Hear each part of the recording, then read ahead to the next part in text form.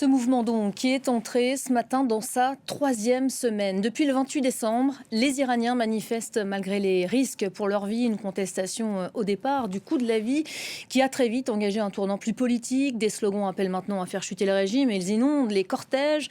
Et comme à chaque fois, la répression vient s'en mêler. Pour tenter de faire taire cette colère qui s'exprime, le régime des mollahs fait couler le sang. Malgré le blackout numérique imposé par le pouvoir, des images toutes plus terribles ont réussi à gagner ces derniers jours nos réseaux sociaux. Des images de centaines de dépouilles que les ONG tentent de quantifier. Il y aurait déjà plusieurs centaines de morts, sans compter les innombrables personnes arrêtées.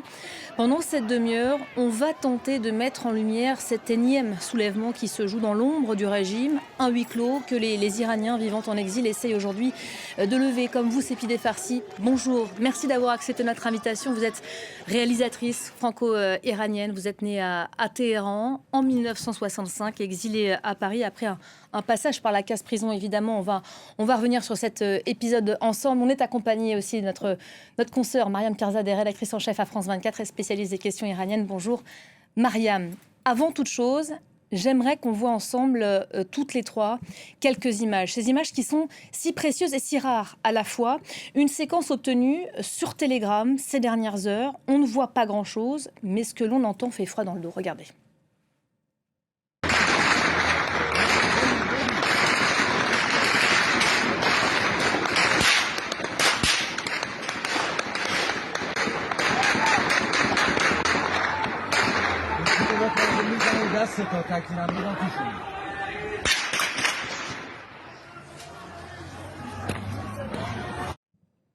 Et Sepideh Farsi, vous confiez aujourd'hui, vous vous confiez dans une tribune de Libération.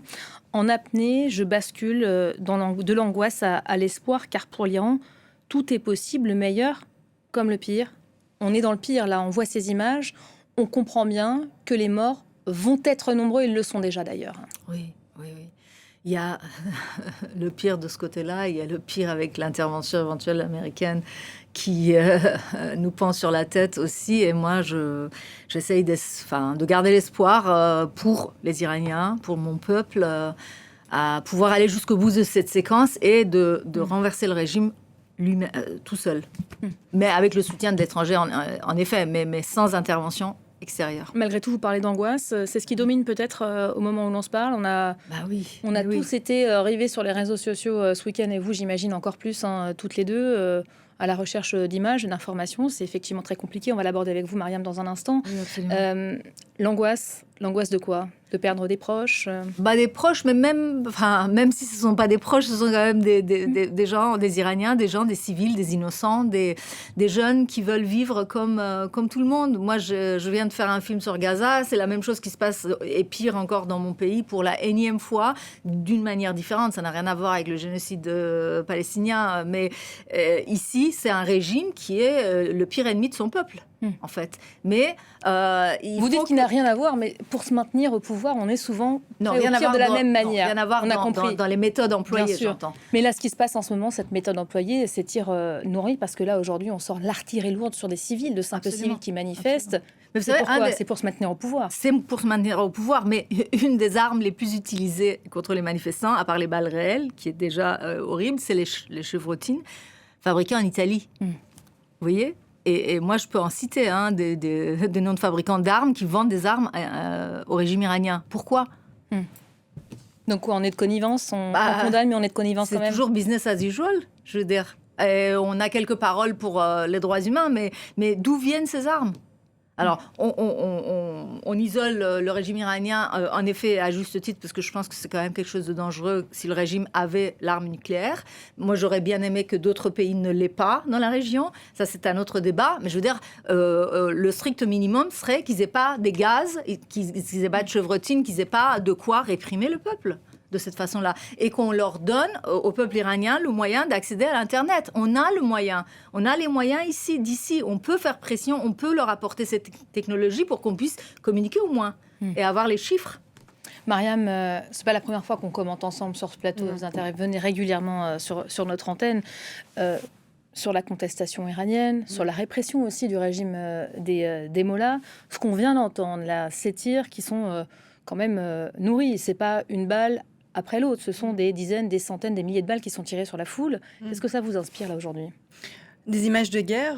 Les gardiens de la Révolution ont déployé leur armée terrestre dans certaines zones du pays, notamment dans l'ouest, notamment dans le Kurdistan iranien. Il y a 2 régions sur lesquelles la pression est encore plus forte que les autres. Peut-être c'est le Kurdistan iranien et le Sistan-Balouchistan qui sont un peu les 2 cœurs battants depuis 2022 et même avant de cette contestation contre le régime. Ce que ça m'inspire, c'est qu'en fait le régime veut faire passer son peuple, sa population pour des ennemis. Moi, ce qui m'a particulièrement frappé, c'est le changement de sémantique de ces derniers jours. Au début, ça commence... Là, on entre dans la 3e semaine de contestation. Massoud Pezeshkian, le président de la République islamique, qui parle de... Il faut entendre les manifestants, il faut entendre la colère. Très vite, ils deviennent des émeutiers pour le régime. Maintenant, ils sont des terroristes. On les appelle des terroristes armés qui font les mêmes actes que Daesh. Comparé à Daesh, c'est ce que vous me disiez tout à l'heure. Comparé à Daesh, je cite exactement Ali Larijani, qui est un des personnages clés de la République islamique. À côté de lui se tenait également un des commandants des gardiens de la Révolution, qui compare son peuple à Daesh. Et le terrorisme en Iran est l'une des raisons qui mènent à la peine de mort. Et en fait, ils essayent, comme aujourd'hui, il y a un blackout total, c'est-à-dire qu'il n'y a plus Internet. Imaginez-vous 90 millions de gens, 90 millions de personnes qui n'ont plus accès au monde. Nous n'avons plus accès à eux. Donc le seul narratif qu'on entend actuellement, c'est le narratif de la République islamique. Aujourd'hui, on a quoi comme image qui arrive ? Quels sont les faisceaux d'images qui arrivent ? Eh bien, on va les voir peut-être, justement. C'est intéressant. Ce sont des manifestants pro-régime qui ont été évidemment organisés à l'appel du régime. Ceux qui nous soutiennent descendent de la rue aujourd'hui. On a effectivement un flot humain d'Iraniens, dans Téhéran notamment. Je ne sais pas si on peut voir les images, à nous les montrer à l'écran. Ça fait maintenant un peu plus de 2 heures qu'on a ces images en continu, avec des discours en continu du président, du Parlement iranien. Ce sont les seules images qui arrivent d'Iran. Et même, ce qui est intéressant, c'est que ces images de morgue absolument horribles que vous avez diffusées, qui sont les seules images qu'on a obtenues du week-end sur l'ampleur de la répression, qui a fait le tour du monde entier et qui a donné un petit peu des nouvelles de l'Iran. La télé iranienne, donc la télévision d'État, qui propage la propagande. On les voit à l'écran en même temps, Mariam, des centaines de sacs mortuaires comme ça et des familles qui se pressent pour essayer de reconnaître et encore les proches. Vous comprenez pas le persan, mais vous entendez les mots, le désespoir, et notamment dans une des salles, une femme qui dit à son père: papa, relève-toi, relève-toi. Donc on imagine un père qui s'est effondré devant le corps de son enfant. Donc nous, on comprend ce qui se dit, on entend les hurlements, les pleurs, les personnes qui s'écroulent, on le voit là. Et en fait, la télévision d'État, qui dépend totalement du régime, du coup déverse son narratif depuis 4 jours. Ils sont même allés dans cette morgue. Il y a un journaliste qui est devant ces corps et qui dit: vous voyez là, ce sont des gens ordinaires, ça pourrait être vous, donc restez chez vous, parce qu'ils n'avaient rien fait. Donc c'est-à-dire que même ces images de mort qui sont utilisées pour illustrer la répression, ils s'en servent pour eux nourrir leur narratif. Donc c'est-à-dire qu'ils essayent de prendre le contrôle du narratif, ils essayent de faire comprendre à la population iranienne que ces gens qui sont dans la rue, ils sont payés par l'Occident, ils sont payés par les États-Unis, par Israël, parce qu'ils détestent l'Iran. Mais qui est dupe aujourd'hui, en fait ? Personne n'est dupe. Là, les personnes qui sont dans la rue aujourd'hui, qui défilent pour le régime, ce sont des personnes qui n'ont rien à perdre, enfin qui ont tout à perdre, avec la chute de ce régime. Ce sont des personnes qui sont fonctionnaires, parce qu'il y a des millions de fonctionnaires, des milliers, des centaines de milliers de fonctionnaires dans ce pays, qu'ils aient fait la guerre Iran-Irak, qu'on a dû placer là. Donc ils sont obligés d'aller manifester. Il y a des gens qui croient encore à l'idéologie de la République islamique. Mais aujourd'hui, la population que vous voyez dans les rues, même si ça paraît important, parce qu'il y a un effet de mise en image pour avoir l'impression qu'il y a beaucoup de monde, ça reste une très faible minorité de la population iranienne aujourd'hui. Donc ils essaient de contrôler le narratif et d'empêcher ces vidéos de sortir d'Iran. Pourquoi ? Parce que Donald Trump, lorsqu'il tweet, lorsqu'il menace le régime iranien d'intervenir en cas de répression, Donald Trump utilise ces vidéos qui sont sorties courageusement. Parce que comme nous, journalistes, nous n'avons pas le droit d'aller en Iran, les Iraniens sont journalistes de leur propre vie, de leur propre quotidien. Donc, au péril de leur vie, ce qu'on entend très bien dans la vidéo très forte que vous avez diffusée, où la personne dit: baisse ton téléphone, ils vont te tirer dessus. Et justement, Sebide Farsi, vous saluez aujourd'hui et vous appelez à nous incliner devant le courage inouï de ces Iraniens qui n'en sont pas à leur premier coup d'essai, parce que c'est pas la première séquence dans un temps quand même très resserré.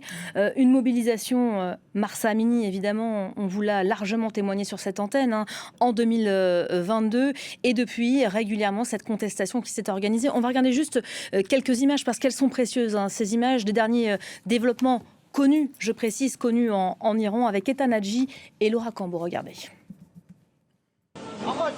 Ces images reçues et vérifiées par les observateurs de France 24 témoignent de la répression meurtrière qui a lieu actuellement en Iran. Dans ce hangar à Karizak, au sud de Téhéran, des dizaines de dépouilles dans des sacs mortuaires et l'inquiétude des familles qui tentent de retrouver et d'identifier leurs proches. À l'extérieur du bâtiment aussi, les victimes gisent au sol par dizaines. À Fardis, à l'ouest de la capitale, ces corps de jeunes manifestants ont été rapatriés dans un immeuble. Ils sont criblés de balles.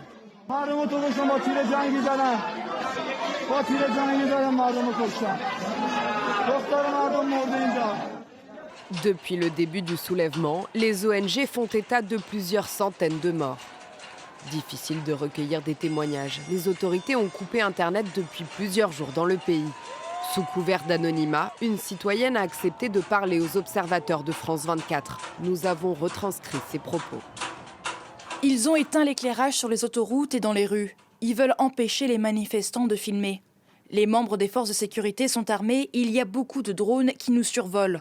On voit bien qu'ils nous suivent, même dans les ruelles les plus étroites. À Machhad, deuxième ville du pays, les mêmes scènes de violence. Sur cette route, les manifestants ont érigé des barricades. La répression et la surveillance se sont accrues au fil des jours, dans un pays secoué depuis plus de 2 semaines par une contestation d'ampleur. À l'origine contre le coût de la vie, elle a rapidement pris une tournure politique, avec des manifestants qui réclament désormais la chute du régime. Et Sepine Farsi, vous connaissez, vous, le coût de la contestation parce que vous avez été arrêté à l'âge de 16 ans et envoyé en prison pendant de longs mois, j'imagine. Vous avez décidé après de quitter votre pays pour vous exiler en France. Malgré tout, vous dites, ces Iraniens, ils connaissent le prix de la mobilisation, c'est la répression, le sang. Qui n'a pas connu un proche qui avait été soit arrêté, soit tué dans cette mobilisation? Ils sont prêts à tout aujourd'hui, les Iraniens? Oui. Moi, quand je suis descendue dans la rue en 1980, je ne savais pas ce que ça... Je n'avais pas goûté à ça. Quand j'ai reçu le premier coup de matraque, et puis la torture ensuite, enfin, mes amis perdus, tout ça, c'était un choc déjà parce qu'on ne pensait pas que le régime en serait capable. Aujourd'hui, les Iraniens et les Iraniennes, la jeunesse qui est dans la rue, sait de quoi le régime est capable. Mais ils ont intégré ça finalement dans leur vie. Oui, et ils n'ont plus tout à perdre et plus rien à perdre. Parce qu'ils n'en peuvent plus. Ils le disent, on n'a plus rien à perdre parce qu'un Iranien sur 3, un Iranien sur 2, voire même, selon certains, 2 Iraniens sur 3 vivent en dessous du seuil de pauvreté. C'est-à-dire que c'est énorme, la chute du pouvoir d'achat, ne serait-ce que cette année, c'est 50% pour un Iranien moyen. La classe moyenne, elle est à bout de tout, quoi. Et la jeunesse... Qui est le point de départ de cette mobilisation, celle-ci. Mais très vite, comme vous l'avez dit, immédiatement, les slogans reviennent. Alors, c'est très intéressant parce que Azadi, Azadi, Azadi, qui est un des slogans les plus scandés, c'est quand même exactement avec le même tempo. C'est ce qu'on disait. Liberté. Ouais, 3 fois liberté. Et ça, c'est ce qu'on disait en 78 aussi. Et c'est ce qui a été... Et puis, Femme, Vie, Liberté revient. Il y a beaucoup de choses historiques, de slogans historiques. Il y a une association, finalement, de sujets non réglés. Ah oui. Mais puisque depuis un siècle, en fait, depuis la révolution constitutionnelle d'il y a un siècle, le peuple iranien veut la démocratie, la vraie démocratie. Et il n'y arrive pas. À chaque fois, on est à 2 doigts et il se passe quelque chose. Un coup d'État, une intervention, voilà. L'entrée en scène des gardiens de la Révolution qui répriment fortement et qui finalement mais c'est pour ça, réussissent à convaincre la foule de rester chez elle. Au moins une décennie que nous, activistes iraniens à l'étranger, on dit, s'il vous plaît, à la communauté européenne, internationale, mettez les gardiens de la Révolution sur la liste des organisations terroristes. Arrêtez de commercer avec eux. Personne ne nous écoute. Alors justement, Mariam disait à l'instant, le seul narratif qu'on entend, c'est celui du régime iranien. J'ajouterais aussi, et celui de la diaspora exilée à l'étranger. C'est vous, par le biais de vos tribunes, de vos interventions, qui faites vivre évidemment ce mouvement de contestation à l'étranger. Est-ce que vous avez plus d'espoir que d'habitude ? Je ne sais pas encore si je peux dire que j'ai de l'espoir. Plus peut-être parce que cette fois-ci, je vois quand même le peuple uni, des foules beaucoup plus grandes qu'en 2022, qu'à d'autres moments, que ça a duré quand même plus longtemps. On entre dans la 3e semaine, c'est important. Et les manifestants, les contestataires ont pris les rues très vite cette fois-ci, beaucoup plus vite qu'avant. Je me souviens de Ashura 2009, décembre 2009, oui c'est ça a commencé en juin, et en décembre, ils ont fait quelque chose qu'aujourd'hui, ils ont fait en l'espace de 3 jours. Alors qu'en 2009, ça avait duré 6 mois pour prendre les rues, c'est-à-dire contrôler la rue. C'est quoi ça? C'est le fait de l'association de plusieurs facteurs. Il y a la dimension économique et la dimension politique. Oui, et puis ça peut être une bombe terrible pour le régime des Mollahs. Chaque lutte se bâtit sur la lutte précédente. Fin Vie Liberté, elle a peut-être pas gagné complètement, mais elle n'a pas perdu non plus. Et cette contestation, cette révolte se construit sur la révolte de 2022, et qui s'est construite sur 2019, sur 2017.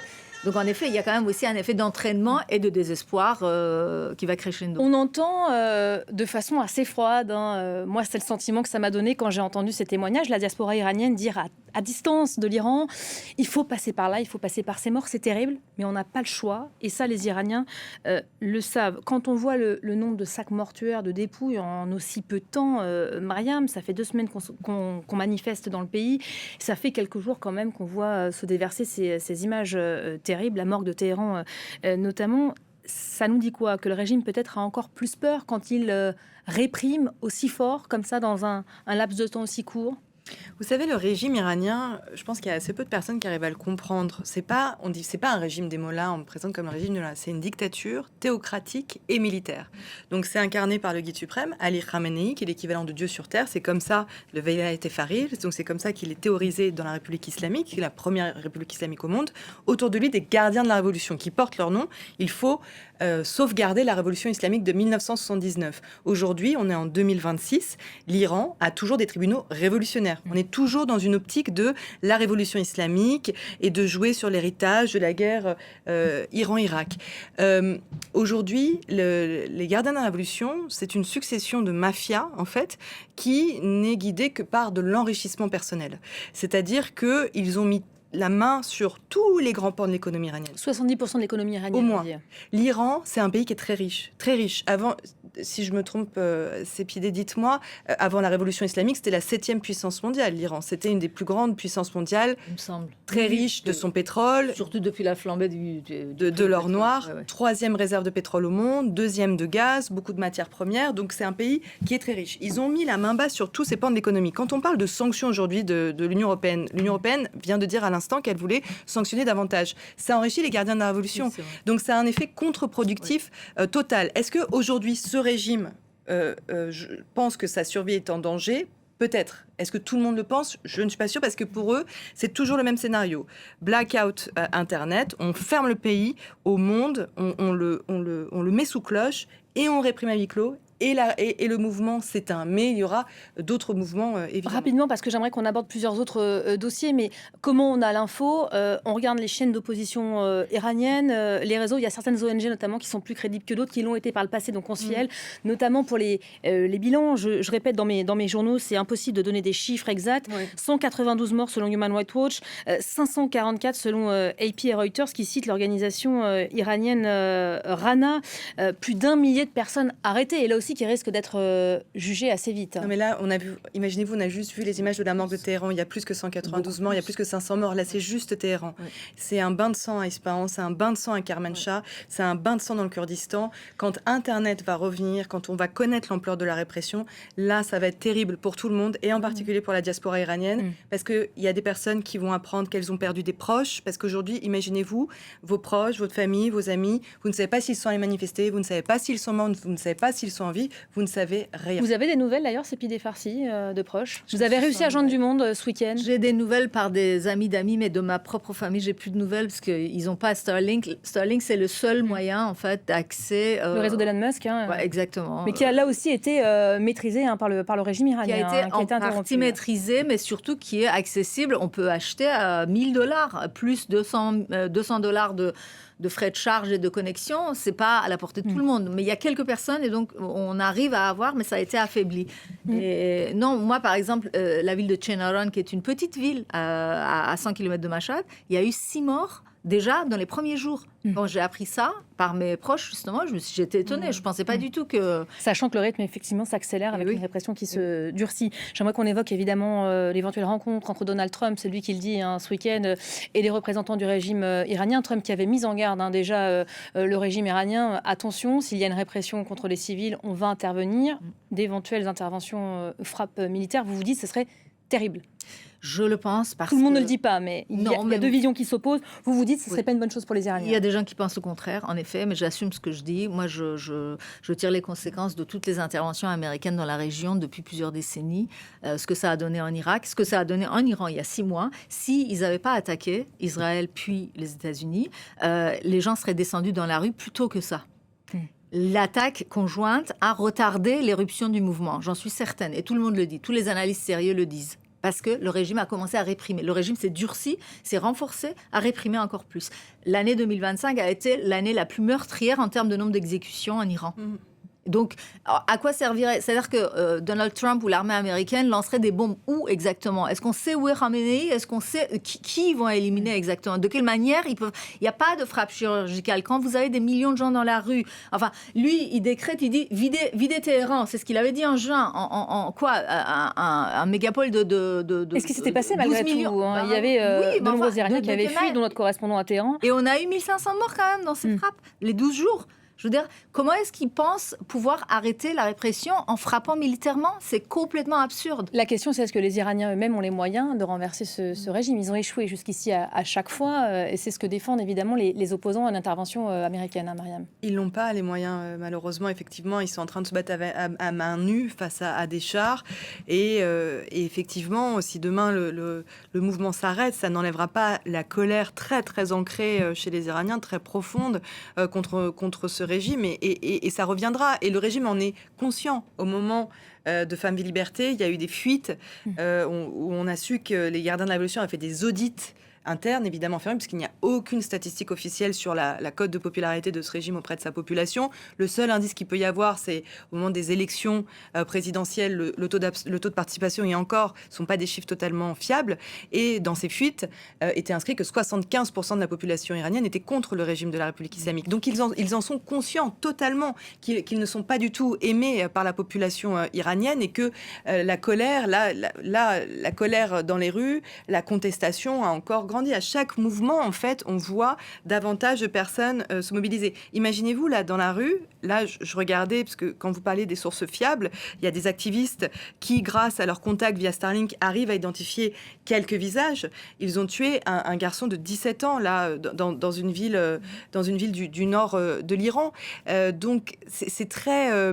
cette population, qui est dans la rue, elle est très jeune. Ce sont aussi des gens de la classe moyenne, de la classe pauvre, qui n'arrivent plus à manger, qui en sont à manger du yaourt avec du pain, du fromage avec du pain, qui n'arrivent plus même à acheter du riz, et donc qui n'ont plus rien à perdre. Et les jeunes, pourquoi ils sont mobilisés aujourd'hui?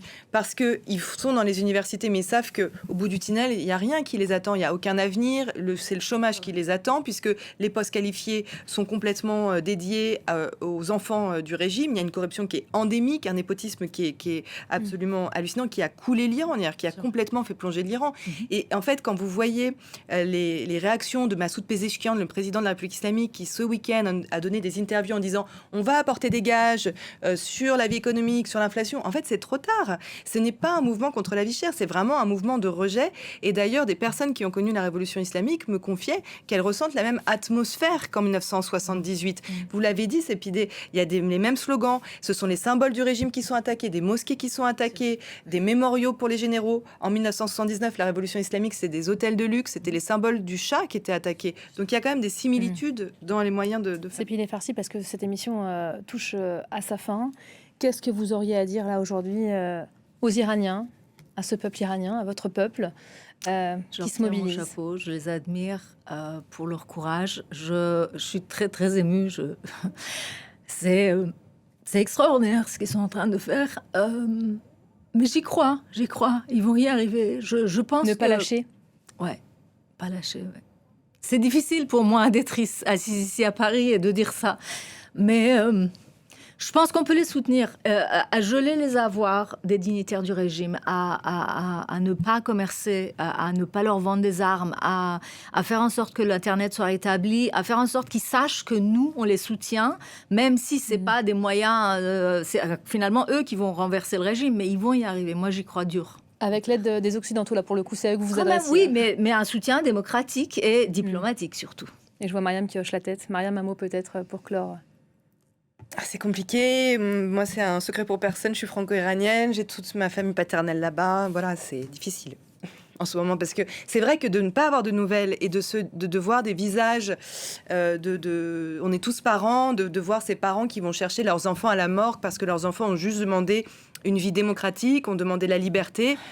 Voilà, le prix à payer en Iran aujourd'hui pour avoir la liberté, eh bien, il est très très lourd. Et donc, effectivement, ce que font les Iraniens aujourd'hui, et il faut le saluer parce qu'ils le font dans un silence assourdissant, sauf évidemment chez nous, on en parle depuis le premier jour de ces manifestations et depuis tout le temps, mais c'est un courage immense, immense. Et on va continuer évidemment à faire sortir de l'ombre évidemment ces revendications et cette colère qui s'exprime. Merci à toutes les deux, c'est la fin de l'info du jour. Évidemment, on continue à vous reparler de la situation en Iran. Dans quelques instants, on se retrouve pour le journal. À tout de suite.